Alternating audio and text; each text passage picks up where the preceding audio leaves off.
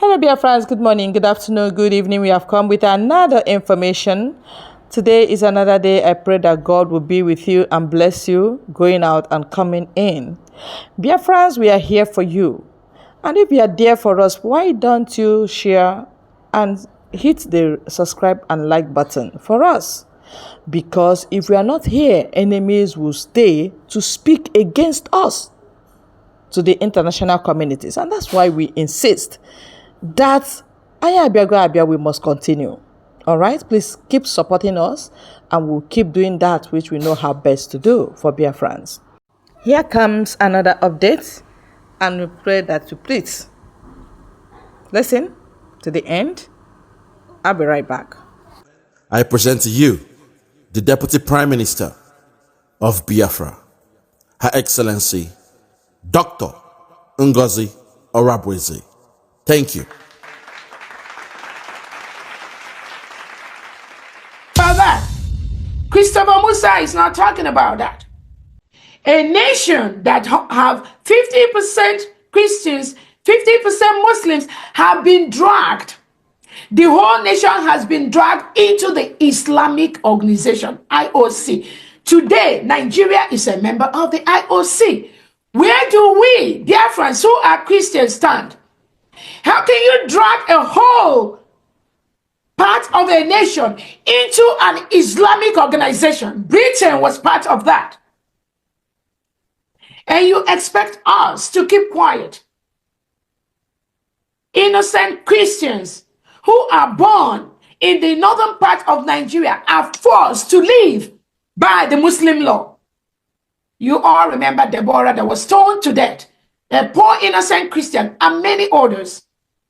That is what Tinubu and Christopher Musa is perpetuating and supporting today. And some of you, international leaders, you are aware of this, or you may not be aware. But you are hearing it from me today. That is what they are doing. Ask them. If they say that I'm lying, I will provide the fact. I will provide the raw data to you. So how can we be Christians living in Nigeria, and now all of us have been dragged into the IOC, and they made us live by the laws that guide the Islamic organization? Is that fair? Who does that? And you want us to keep quiet? We have a right to self-identity bill 29. Right to self-identity bill 29. The United States of Biafra, reaffirming the United Nations Declaration on the Rights of Indigenous Peoples, which addresses the individual and collective rights of indigenous people. And we have so many indigenous people in Nigeria. But today, President Tinubu and Christopher Musa have forced all of them to be under reintegrated terrorists who kill the indigenous people, take over their homes. The senators, one of the senators said that they kill them, chase them away. That's why you have proliferation of IDP camps. What is IDP camps in Nigeria? Why do Nigerians have to go and live in IDP camps? Because the reintegrated terrorists that Nigerian government approved chase these indigenous people away from their home. And Tinubu goes and builds IDP camps for them because they do not want them to return to their homes. One of the senators in the north says that they pursue them, women and children, they leave their homes because they are afraid. They don't want to be killed. 1 month or 2 months after that, those their original homes are taken over by reintegrated terrorists rehabilitated by the Nigerian state. That is what is going on. They cannot come back to their homes. So they establish IDP camps. What is the origin of the IDP camps in Nigeria? It is initiated by Tinubu and Christopher Musa.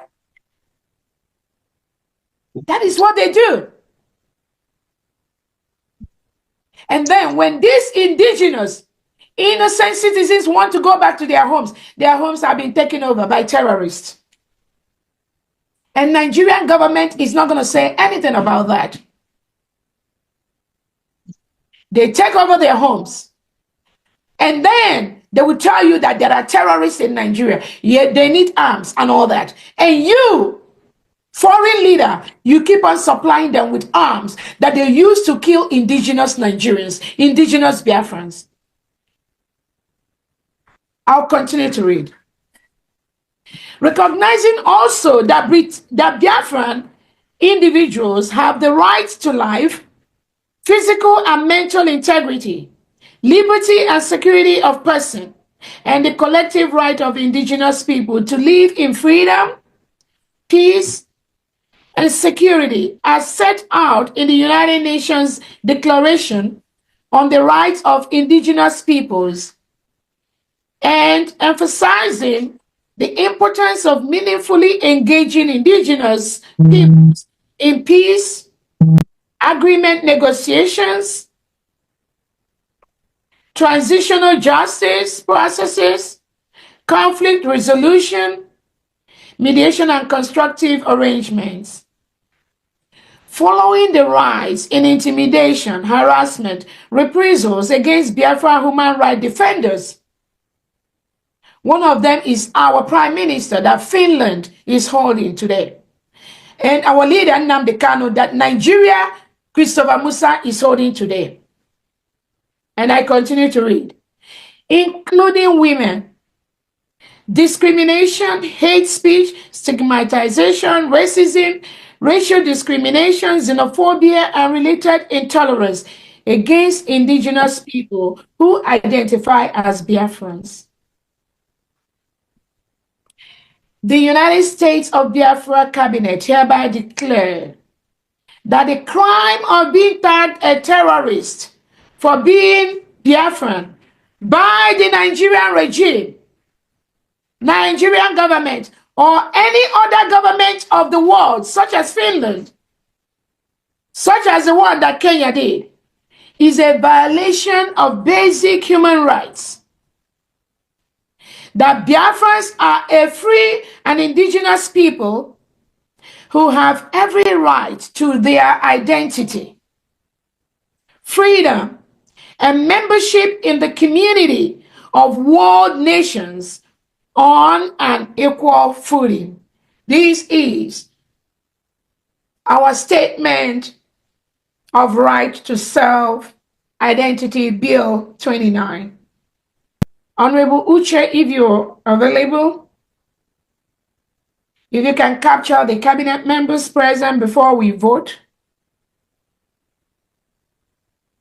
And pass this bill. Cabinet members, please raise your hands. Do they need to raise their hands? Yes. Yes. I think they can go to their platforms and vote through the link. Go to your various platforms and vote the links there to your platforms. Thank you very much. Thank you. Okay, thank you. Okay, all right. Cabinet level. Go ahead, Uche. Yes. All right. Honorable Uche is going to post that bill on the screen, please. Cabinet members only can vote.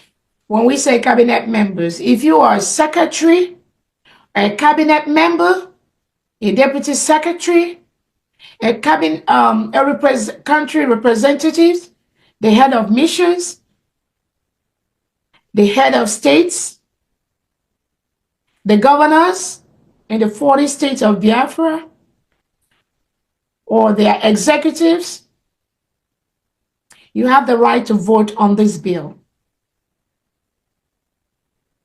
Those of you that cannot vote electronically, it is okay also to raise your hand and be counted. Thank you so much, everyone. And I think Honorable Uche is going to, and again, while this bill will be posted for voting, if you are not any of the members called upon and you vote on this, whether we recognize you or not, your voting has no effect on passing this bill into law. Whether you knowingly or unknowingly raise your hand, it will have no effect on this bill. Again, let me clearly say those that will vote on this bill, cabinet members, secretaries of the government, deputy secretaries of the government, state governors, country liaisons, and country head of missions, 40 state of Biafra governors and their executives. My DPM, please, I can find the link. Where is the link? Administrators, those are the ones that are allowed to. Honorable Chair, can you post the link on the chat section? These are individuals that are allowed to vote. You can also vote against that. The links can be found across all the government platforms. So please check the government platforms. You will see the link. Thank you very much. Can you post it on this Zoom, please, Honorable Uche, like we usually do? There are individuals who are not. I don't think they're part of the. Yeah, but I've made a statement. Yes. We don't know who is on the government. There are many government platforms, and somebody can also go there and vote on that. So we have a clear statement on anyone who knowingly or unknowingly votes on this bill and you are not a cabinet member, your vote is of no effect to the majority of the votes that we counted to pass this bill. So if you knowingly vote or unknowingly vote and you are not a cabinet member, again, your vote has no effect to the passing of this bill. Thank you so much.